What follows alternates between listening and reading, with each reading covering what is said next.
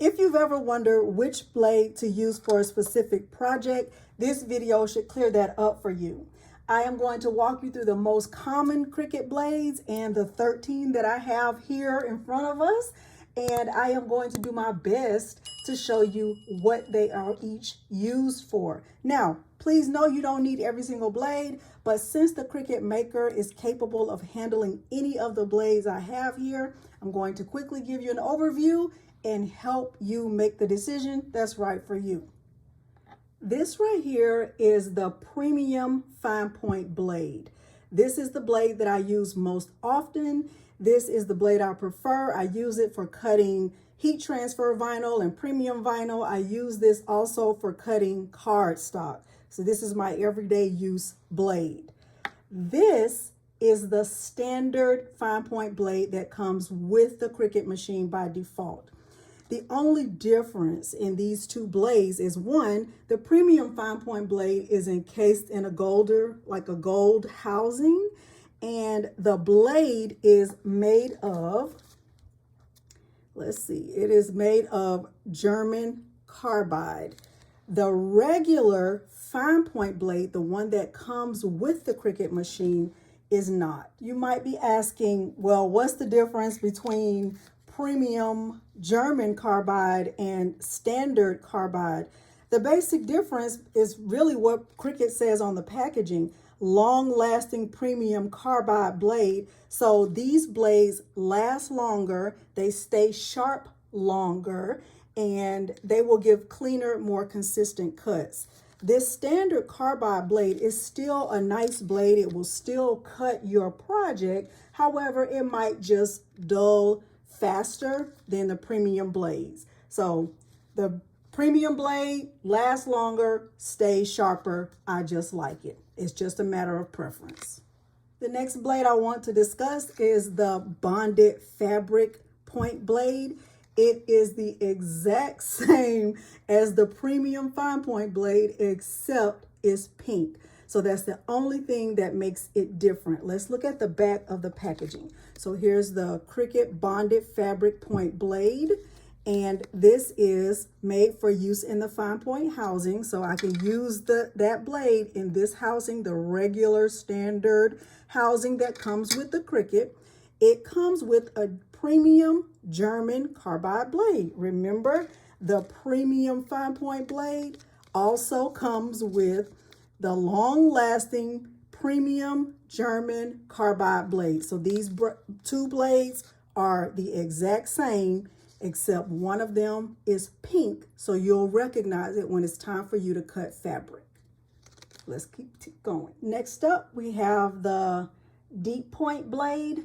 This is useful for cutting thicker materials, like maybe thick cardstock, even glitter cardstock, or some other thick material. So this is an example of like thick cardstock you could use with your deep point blade. If you were cutting like cereal box material, there are a lot of different materials that your deep point blade will cut through with no problems. So if you're working with your fine point blade or your premium fine point blade and it's not going through the material enough, you might need to bring in the deep point blade. All right, let's continue. Next up, we have the knife blade. This is the Cricut knife blade. This is one of those specialty blades that you definitely would not be using a lot. You would use this with the thicker materials like Cricut basswood, or even the Cricut heavy chipboard. This also comes in the 1.5 millimeter thickness, but like I said, you wouldn't use this for everyday projects. Normally, with the Cricut knife blade, if there's a project that calls for this, you will know because you'll be prompted to put the knife blade in with the Cricut Maker. Let's continue. Just a note of quick comparison. So this is my premium fine point blade. This is for my everyday use. The deep point blade, this is for thicker materials. And last but not least, this is for something that is more specialty, more heavy duty. Let's continue. This next blade is the rotary blade. And I'll show you coming up, but this is a blade that I often get mixed up with a different blade. I'll show you what that one looks like. This blade is used to cut fabric that does not have any backing on it. So this is one of the fabrics that I've used in several of my embroidery tutorials. I use it a lot. And as you can tell, there's nothing on the back of this. So if I wanted to place this fabric on my mat for it to be cut, I would use this blade right here. I'm going to be honest and tell you, I haven't ever used this blade because normally when I cut fabric, it already does have a backing on it. We'll get more into that later. All right, let's continue. This is number 11. This is the perforation blade. This tears lines, like if you were making like tickets or coupons or something like that, it will give you those little tear lines so you're not having to try to figure out how to tear it or where you get the perforated lines. This next one is number 21. This is the debossing tip. The debossing tool really is used to press into your cardstock design. So if you're, have a cardstock project and you want to have an impressed or an impression into the cardstock, you would use this. Once again, it's a specialty blade.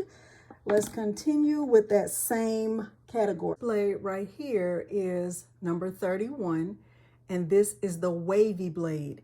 And it's really for decoration, but what it'll do is cut a wavy line around your cardstock. Okay, so it's one of those specialty blades that fits into the quick swap housing. And last but not least in this lineup is number 41, and this is the engraving blade or the engraving tip. I have used this one the most out of all of these. I use this when I am engraving acrylic, and I've been able to get some really nice results with this, and when I'm making keychains or other acrylic items. So that is that on the engraving tip. Now, let's talk quickly about the quick swap housing. Now, I do want to pause right here and just make mention of the fact that while these four housings look just like the housing that comes with the knife blade, they are not the same at all. What makes these four different is that these have what's called a quick swap housing and the knife blade does not. This housing only works with the knife. With these, I can literally take these different tips off and I can use them interchangeably because there's this button here at the top. I could use this same housing and here's my engraving, right? I can just put that right on there. There's my number 41 and I could just switch it out with whatever other blade. This is my number 31. Let's say I had engraving plus my wavy blade. I needed to use both of them in the same project. I could just switch it out. So instead of purchasing, multiple housings like I did, you can just purchase the specific tip you need and not the full thing. I'm just a shopper, a certified shopper. Let's continue. This is the scoring stylus.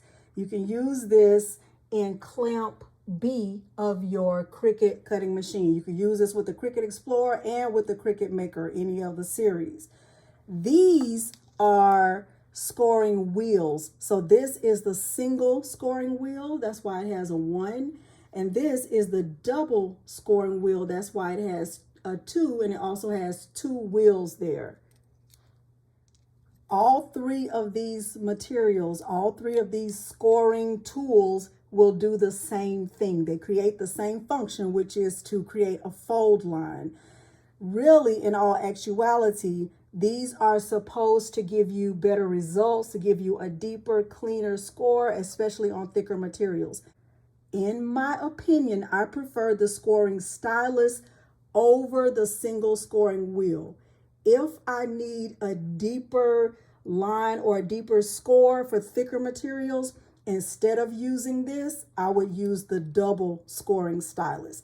Now, remember, you don't need the whole tool. You just need this tip right here if you are using something that requires a thicker scoring line.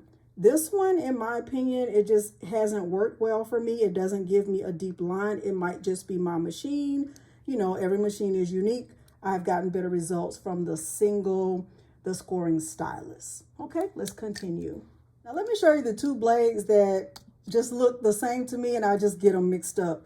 This is once again, this is the rotary blade, right? This one is the one that you use for cutting fabric that does not have anything on the back, like I showed you before.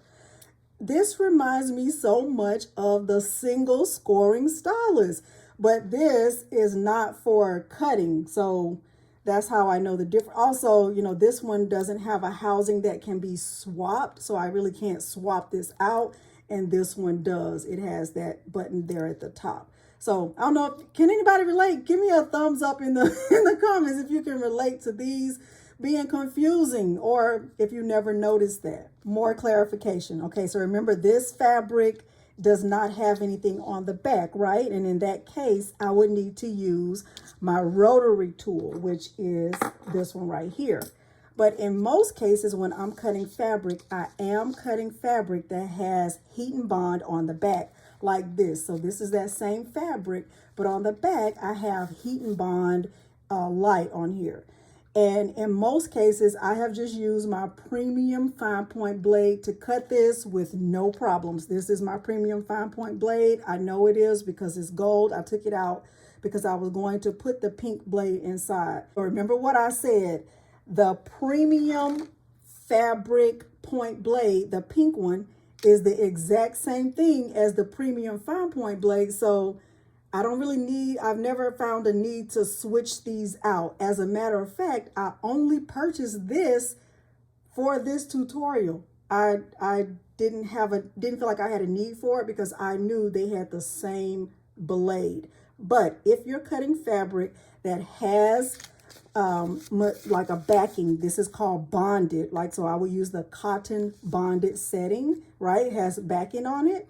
I would use my premium fine point blade, or, you know, you could use your pink blade if you have it. But remember, you don't need all of these materials. So let's talk about that really quickly, and then we are going to get ready to land this plane. So let's recap. Remember, you do not need everything.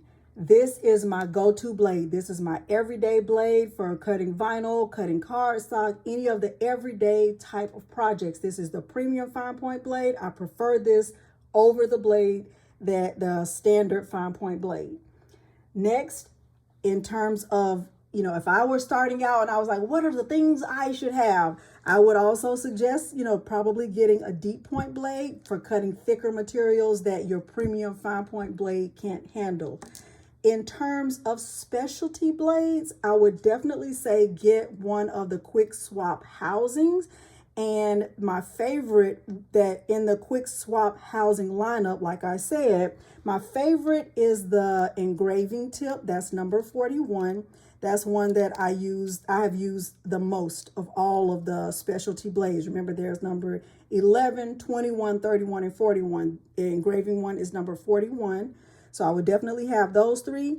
And if I was thinking of something decorative, like out of the perforated or the wavy blade or something like that, I would probably go with the wavy blade because that is so unique. I would probably use this one more often than the perforated blade, but again, that will be a matter of preference.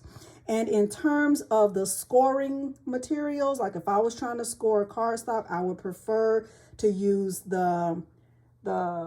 this scoring tool right here instead of the wheel. So now you know what blades I suggest, what blades you have options of purchasing. I have actually reviewed 13 different blades, and because the Cricut Maker is the most robust and versatile of any of the Cricut cutting machines, I wanted to use blades that would all work with the Cricut Maker. If you did find this tutorial helpful, please remember to do the things. Like the video, subscribe to my channel, and turn on the bell for notifications because I do upload new content every single week. Thank you so much for joining me today, and thanks for watching. Bye.